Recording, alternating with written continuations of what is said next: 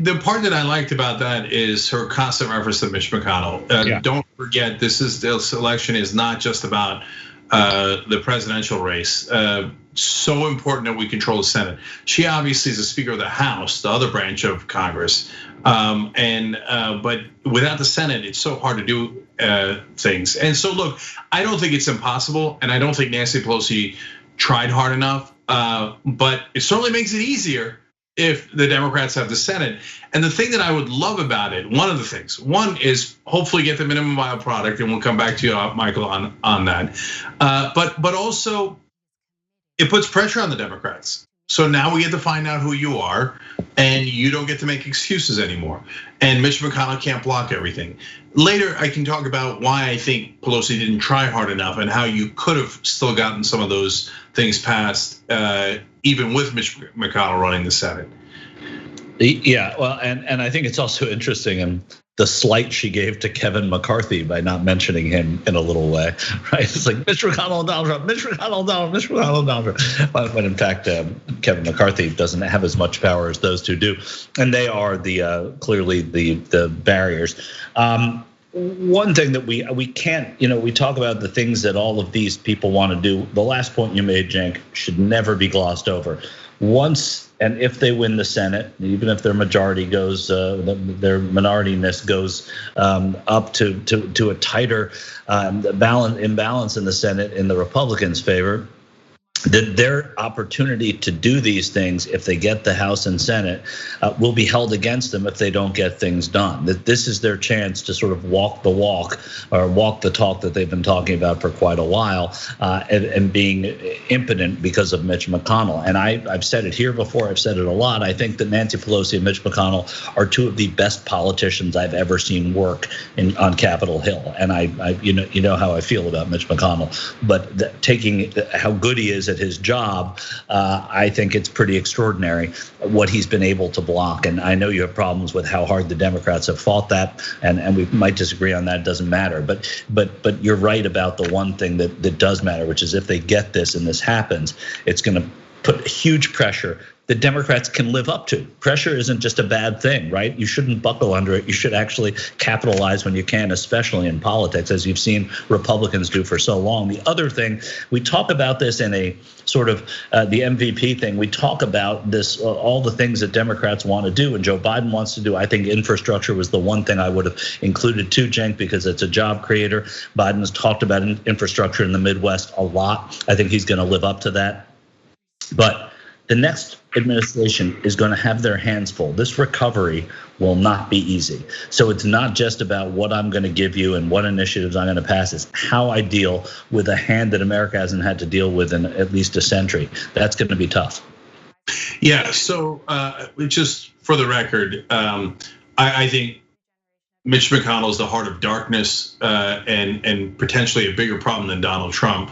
But he's as good a politician as there has been in my lifetime. He's gotten everything for the Republicans, whether they were in the minority or the majority. He kicked the Democrats' asses up and down this country for as long as he's been in the Senate. But I billion% disagree with you on Nancy Pelosi. I think she's a terrible legislator. Terrible. Well, I didn't say legislator, Cenk. I didn't say that. I said politician. Yeah. I don't know about terrible. I don't know. I do think Nancy Pelosi's been an extraordinary speaker at the job of speaker, maybe small s speaker if you want to put it that way, but it always has a capital S. The way she's held her caucus together when it could have frayed, the way that she has been able. How held the caucus together to do absolutely nothing. Well, no, but to play defense, Cenk, I think playing defense against is. I know we're going to disagree on it, but I think it's really important, and I think that's part of politics. Is not always playing offense, is playing good defense and holding a caucus together that's as varied as the Democratic House caucus has been, from its most progressive to its most almost going to be turning into Republicans. Some of them did, and I think that's that to me in the job of speaker, I think it's pretty extraordinary. Yeah, she's been extraordinarily horrible, and so I'll give you an example. That's too flip for me. I can't just say I don't think she's been extraordinarily horrible. I think she's been extraordinary.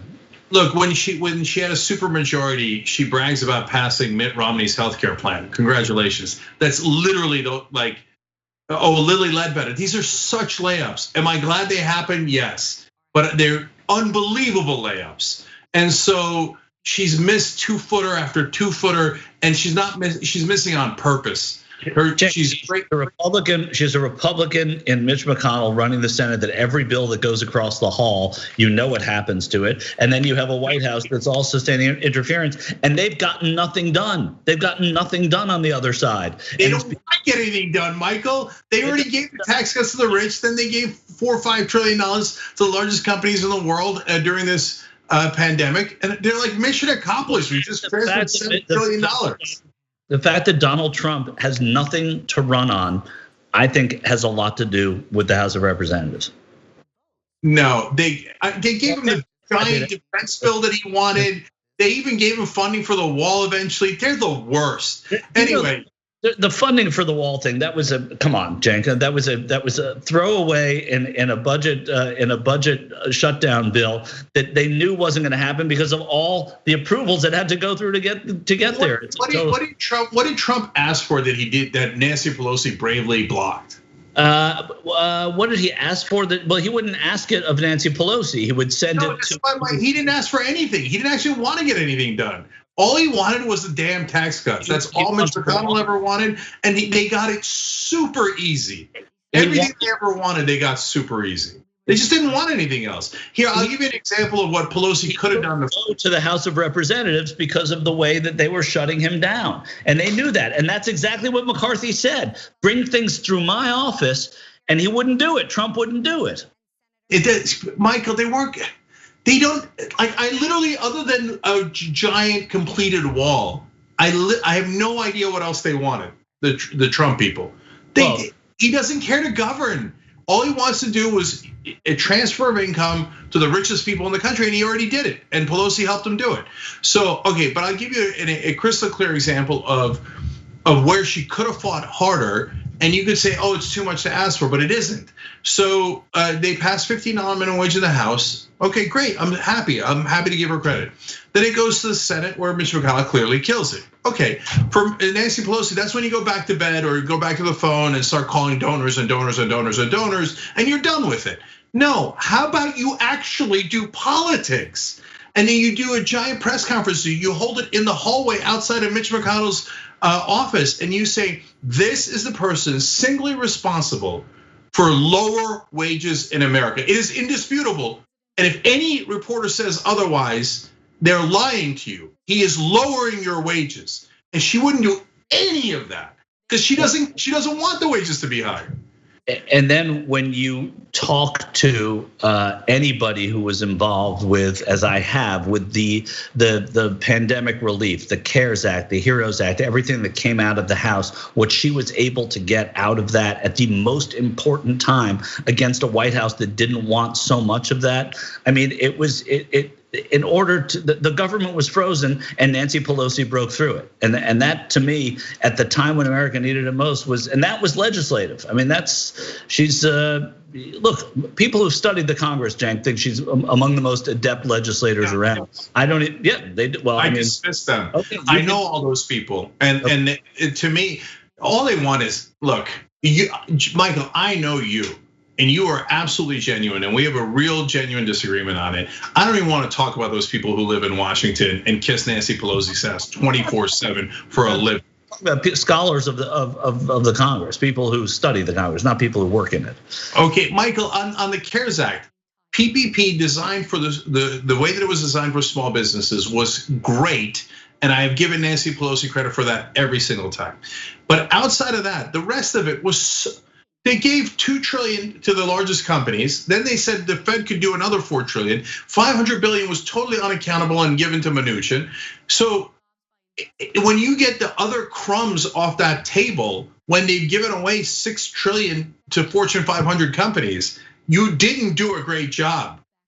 At best, you did the minimum. Well, I think you don't like some of the legislation, which is different than whether or not you think she is a good speaker. She's not a good speaker for what you want, and in terms of a lot of the legislation you want. She's actually, I think, a pretty damn good legislator. But I'm talking about her more as a speaker than that. I mean, she was in a minority House that took us out of the financial crisis and was able to get the budget back on track with a White House, yes, that was on her side, but really in a minority in the House. That's very difficult time, and she's been called in now by a Republican president to help save the U.S. economy from collapse. In a sense, I think that. Michael, I'm glad you brought that up. Yeah. Michael, look at that example. So Bush crashes the economy. Obama's president. They barely get $700 billion in stimulus because Mitch McConnell, the Republicans, beat them, bludgeoned them politically, and they suck at politics. But didn't ask for enough. Hold on. Then Trump crashes the economy, and he says, "No, I don't want 700 billion. I want 7 trillion." And Pelosi goes, "Oh yes, sir, absolutely, sir." And they gave 10 times as much to Trump as they did to Obama. If that's not a record of pathetic failure, what is? You know, well, certainly it's different because these were, and I'm not saying that the 2008 and 2009 were not disastrous. This was a pandemic is different than anyone has ever had to deal with. We've dealt with recessions in the economy before, and the emergency that this presented was so far different from what we had in 2008 and 2009. Not that that wasn't serious, and not that that wasn't devastating, but it was on a different scale of everybody in America not being able to go outside. So and go to work and go to a restaurant and get seen and get masks and get hand sanitizer and get all the things that were needed. I do think that the stimulus that she voted for a time, she got Republicans voting for her stimulus packages back in 2009. But now we're talking about when she was speaker the first time. Now we're talking about a totally different thing with this pandemic. I think she did a pretty damn good job, and on the first go round, and I don't know enough about the second go round because it's been far more clandestine, and there have been people that, you know, she did say that she didn't want stopgap. She was strong about that. Whether or not that was a good idea or not, it's too early to tell. Thanks for watching the Young Turks. We really appreciate it. Another way to show support is through YouTube memberships. You'll get to interact with us more. There's live chat emojis, badges. You've got emojis of me, Anna, John, JR. So those are super fun. But you also get playback of our exclusive member-only shows and specials right after they air. So all of that, all you gotta do is click that join button right underneath the video. Thank you.